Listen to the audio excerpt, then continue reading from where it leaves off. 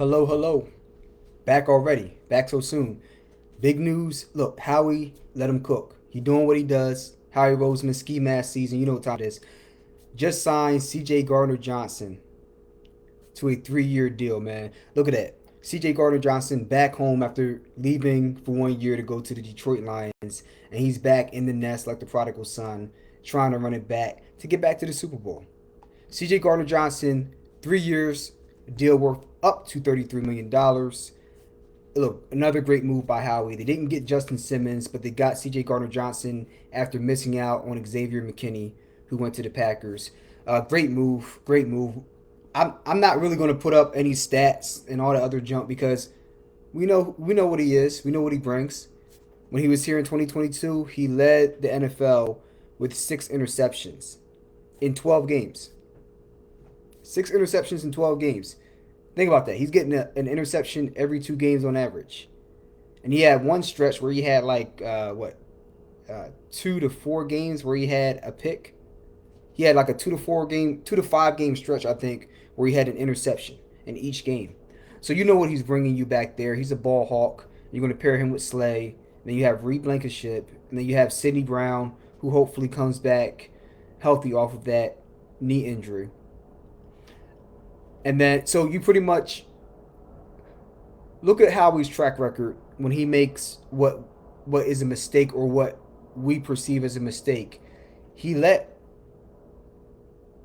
he drafted Jalen Rager and let Justin Jefferson slip through our fingers. And then the next year he came back and he admitted his mistake before the draft and then came back and drafted the Slim Reaper, Devonte Smith.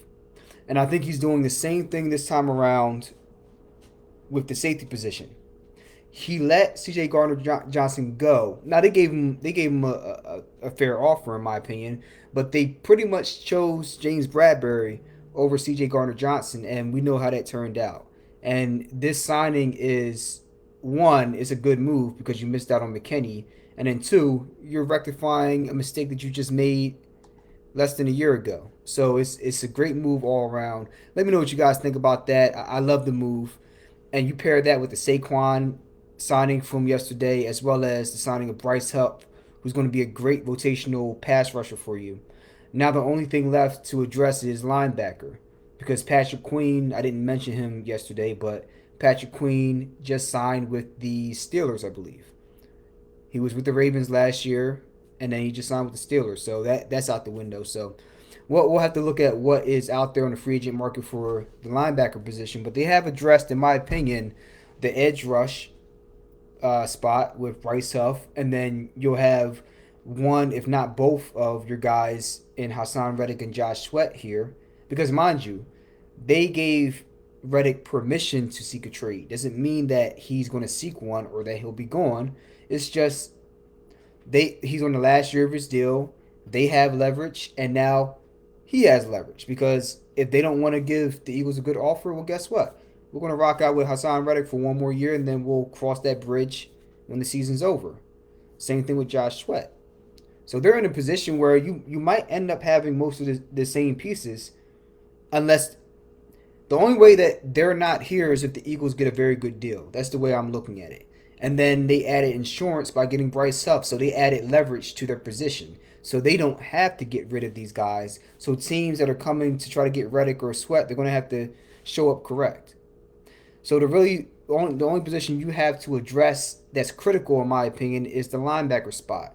You need one off-ball linebacker that can really cover the tight ends, maybe run with a wide receiver every so often in the slot and get running backs out the backfield. You need that guy.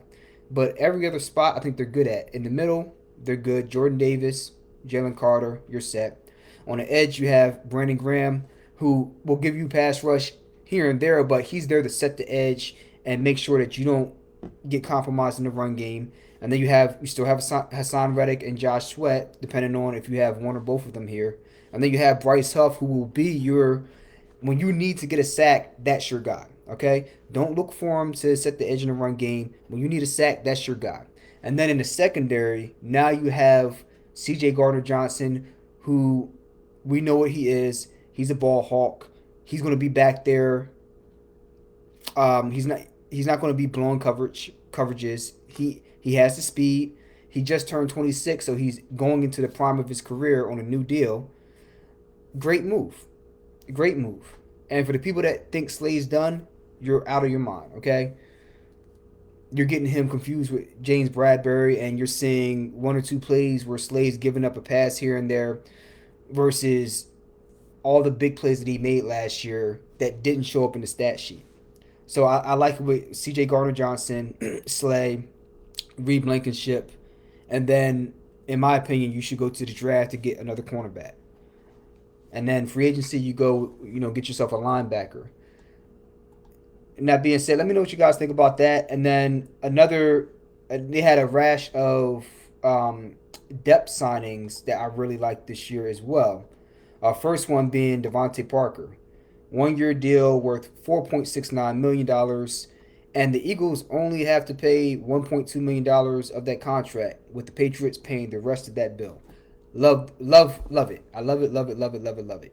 Okay, he's been in the NFL 9 years. First with the Patriots, he was a first round pick, and then first with the Dolphins, and then with the Patriots the past 2 to 3 years, after being traded from the Dolphins, I believe. So right now he has 402 catches, 5,660 yards, and he scored 27 touchdowns. He had the one really good year in 2019 where he had 72 catches for 1,200 yards and 9 touchdowns. And beyond that, he's just been kind of middling. But one thing that he does do very well is make big plays, okay? So we look at the stat for the most seasons where a player has averaged at least 16 yards per catch since 2015, and that was his rookie season. You have Marquez Valdez-Scantling with 4 seasons of 16 plus yards per catch, and then you have a bunch of players that have 3 seasons of 16 yards per catch, including Gabriel Davis with the Bills, Mike Evans, obviously, with the Buccaneers, T.Y. Hilton, who was a star for a hot minute with the Colts, Deshaun Jackson, D-Jax, come on now. And then guess who? Devante Parker. So I think what you're going to get out of Devante Parker, if he's able to make the team, is a veteran presence on the outside. Because you have to think, Julio Jones, free agent. Quez Watkins, I believe, free agent. And then Olamide Zaccheaus, free agent. So I think what they'll be looking for is for him to be solid enough on the outside where they'll be able to move A.J. Brown and Devontae Smith in the slot and move them all over the field.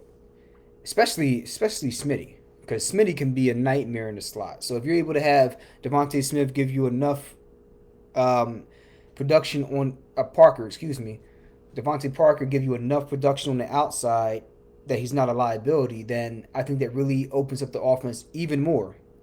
So great depth signing. And then guess what? If he doesn't work out, $1.2 million is not that big of a hit. So it's a win-win for both sides, in my opinion. They get a veteran receiver for cheap who still has upside, and then Devontae Parker, he gets a chance to play on a team that can contend for a Super Bowl and get up out of New England, because that's a dumpster fire right now. They just cleaned house. So I'm sure that both sides are very pleased. And then another big signing would be the guard. We don't do E&J around here. We do Hen Dog, man. Shout out to Uncle Shay Shay. We do Hen Dog over here, okay? Matt Hennessy signed a contract with the Eagles, 1 year contract. And I love it. It's a great depth signing because you just had Kelsey retire. So you have Hennessy, who's 26 years old. He started 22 games for the Falcons since entering the league out of Temple, another Temple alum, in 2020. And he's played center and guard, so he gives you versatility behind Cam Jurgens and Landon Dickerson.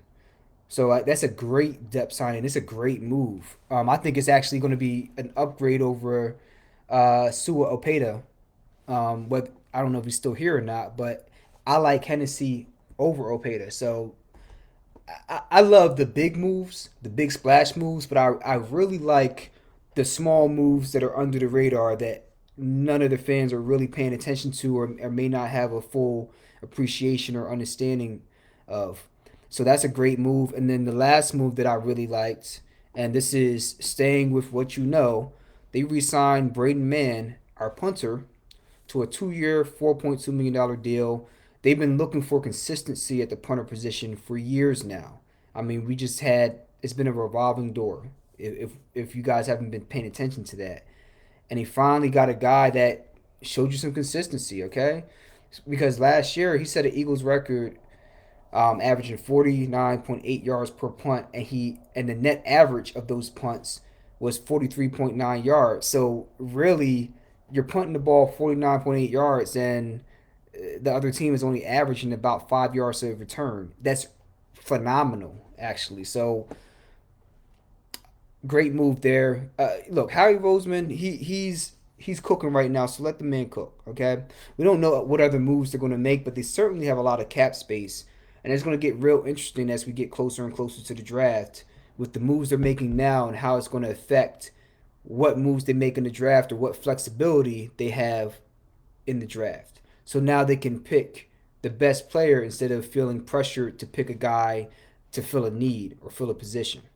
So I like the moves that Howie's making, and hell, what's going to happen tomorrow or the rest of the week? We don't know, man. The first 2 days, whew, crazy. I'm still getting over my Raiders getting Christian Wilkins, man. In my opinion, he was the best free agent out on the market, man. So both of my teams have made splash signings and gotten players that I think will have a very, very good impact on both these squads. So we'll see what happens moving forward. And before I end this off, I just want to mention two guys that I'm interested for Howie to look at in the draft. One of them being cornerback out of Alabama, Kool-Aid McKinstry, 5'11", 200 pounds. And he's graded pretty high as a prospect. Graded pretty high as a prospect. I think he would be one of the perfect people to come in and be taken under the wing of Darius Slay. So that's somebody that I'll look more into, and I think should be on your guys' radar as well. And the comparison here on NFL.com would be AJ Terrell, who I think he's still a top flight cornerback with the Falcons. And if he could be anything like AJ Terrell, that would be a hell of a draft pick right there. And then the second prospect to look at, in my opinion, would be third. I have three actually. Second one would be Jared Verse, defensive end, edge rusher out of Florida State. This dude, he has some growing to do, but I think that he can come in and have an immediate impact. I'm telling you, that burst off the edge is something different, man. He's a little bit undersized at 254, but that burst is crazy. It's special. That's the second guy. And he clocked in at 4.58. So the dude's flying, and he, more importantly, that same speed, that 40-yard dash time speed, shows up on film. And then third guy would be Tyler Turbin, Gopher, safety out of who's it go to? Minnesota. Look, he's not the fastest guy, but I'm telling you, man, this guy is a ball hawk. He is a ball hawk, and he's not a project player. He has things to clean up here and there, but I'm telling you, when that ball's in the air, he just has a knack of being around the football. It's something about these Minnesota players, okay? Whether it's Tyler Nubin, or whether it's Antoine. You know the dude. I actually made a video on him like 4 years ago. He plays for the Buccaneers, their safety. Antoine, the name will come to me after. But it's something about these Gopher safeties. They are just ball hawks, and they have a knack. They have a penchant for finding the football when it's in the air, and he's I think 6'2", 200. And other thing I noticed on film, even though he doesn't have that elite speed, he has an uncanny knack for timing the blitz, that safety blitz. And he had two or three plays that I'm watching on film where the ball snapped, he hesitates for a second, sees the gap he wants to shoot through, and just, and then as the quarterback is finishing his last step into his drop, he's already in the backfield. So you can't teach that. You can certainly sharpen up those skills, but he has a natural knack for that, as well as reading not just the quarterback's eyes, but I think his peripheral vision is very, very good. They should test for that because it's almost like he sees. He's either I think he's a combination of being a film rat as well as having good peripheral vision because there was one play where this guy's running like a 15-yard in route and as the receiver's breaking at the top of this of the route tree, he it's like he sees him and he starts drifting over from his robber assignment in the middle of the field and he drifts over right into the passing lane and picks it off. And he did that multiple times on film. Now it's a highlight film and it's not showing some of the areas he needs to improve on, which I understand, but those are some things that you can't teach. So that's somebody else that should be on the Eagles' radar. Um, that would be who I would go after instead of going after a Justin Simmons. I like Justin Simmons, 31-year-old safety, 30 or 31, just got released from the Broncos as a cap casualty and the Eagles certainly had heavy interest in him. And but I don't know if they're going to go after him after deciding on C.J. Gardner Johnson.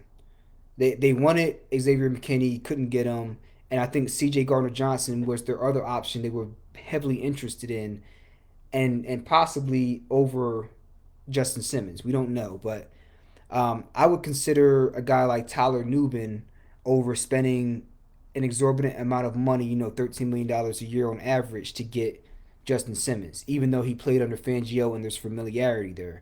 That price tag is a bit high for me. I would rather take that money and put it into a star linebacker if there is one out there. So let me know what you guys think about that. But man, whew, Howie, chef's kiss, man. He cooking tonight, man. Hell, he cooking this whole week. So that's it for tonight. And I'm about to go ahead and watch the Sixers game and see what they're hitting for, man. Tyrese Maxey is back from concussion protocol, and I hope he's going off right now. But that's it for this episode. And if anything else crazy happens tomorrow, yeah, I will be on it and let you guys know what the deal is. All right, talk to y'all later. Peace.